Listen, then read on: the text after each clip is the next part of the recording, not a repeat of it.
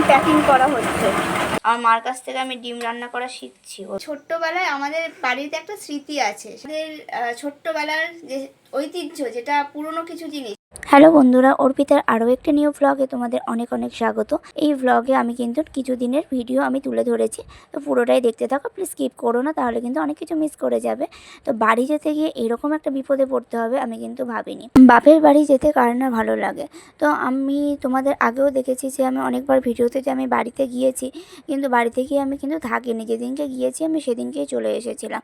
তো এইবার বাড়িতে যাচ্ছি একদম থাকার জন্য। আর যেতে গিয়ে দেখো কি বৃষ্টির মধ্যে ভিজতে ভিজতে গিয়ে বাইরে এত বৃষ্টি পড়ছে। বৃষ্টির জন্য ওকে আজকে এখানে বসে রয়েছি। প্রচণ্ড জোরে বৃষ্টি পড়ছে।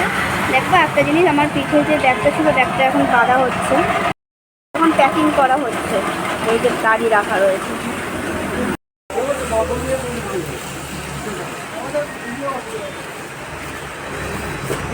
আমার মা এখন ডিম রান্না করছে। ডিমগুলো ভেজে ভেজে ফার্স্টে তুলে নিল। আমার মার কাছ থেকে আমি ডিম রান্না করা শিখছি বলতে পারো। হ্যাঁ, মা বসে বসে এই যে ডিম রান্না করছে। মার কাছ থেকে ডিম রান্না করা শিখছি, কারণ আমি পারি করতে, আর ভালো করে হয় না আমার।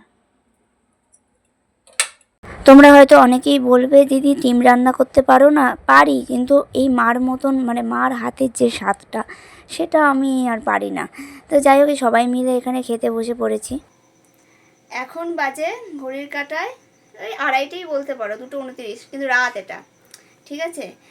আমরা যখন ছোট ছিলাম, আমাদের ছোট্টবেলায় আমাদের বাড়িতে একটা স্মৃতি আছে, সেটা এখনও বড় হয়ে গেছে, আমাদের বিয়ে হয়ে গেছে, তাও কিন্তু একটা জিনিস আছে, আমাদের ছোট্টবেলার যে ঐতিহ্য, যেটা পুরনো কিছু জিনিস। এই যে এটা কিন্তু ঝাঁটাটা কিন্তু বড় ছিল, ঝাড় দিতে দিতে ছোট হয়ে গেছে, কিন্তু তাও কিন্তু আমাদের বাড়ির লোক এই ঝাঁটাটা কিন্তু ফেলে দেয়নি।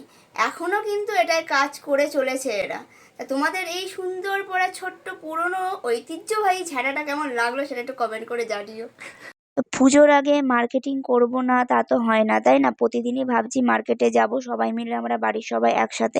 প্রত্যেক দিন বৃষ্টি হচ্ছে, তো যাওয়াই হচ্ছে না। তার জন্য আজকের দিনটা আমি বেছে নিয়েছিলাম যে যাব বলে।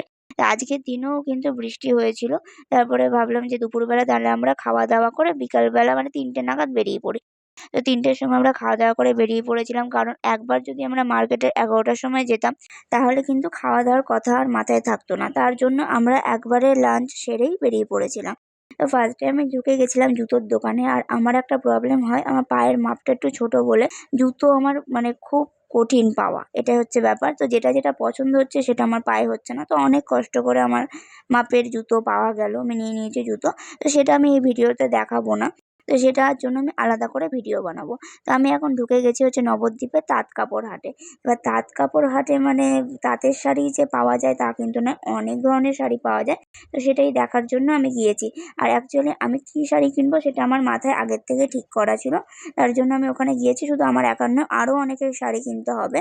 কিছু শাড়ি এখানে নামানো হয়, তোমরা গেস করতেই পারছো যে আমি কী টাইপের শাড়ি নিয়েছি।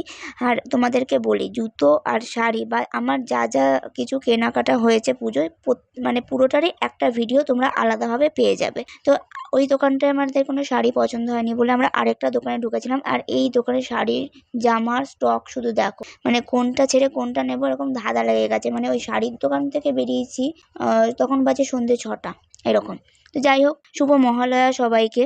তো মহালয়ার দিনকে সকালবেলা আমার বর আমাকে আনতে চলে যায়, কারণ বাপের বাড়ি ছেড়ে বা শ্বশুর বাড়ি আমাকে যেতে হবে, তার জন্য। তো মহালয়ার দিন সকালবেলাতে আমি বাড়ি চলে আসি। তো এখান থেকে আমরা ভেবেছিলাম একটা জায়গায় ঘুরতে যাব, তো সেখানে আর সত্যি কথা বলতে যাওয়া হয়নি। রোদও উঠে গেছিলো আর প্রচণ্ড গরম করছিল বলে সোজা বাড়ি চলে এসেছি। তো তোমাদের একটু অন্য টাইপেরই ভিডিও দিলাম, কেমন লাগলো একটু জানিও। চলো টাটা, বাই বাই, সবাই ভালো থেকো।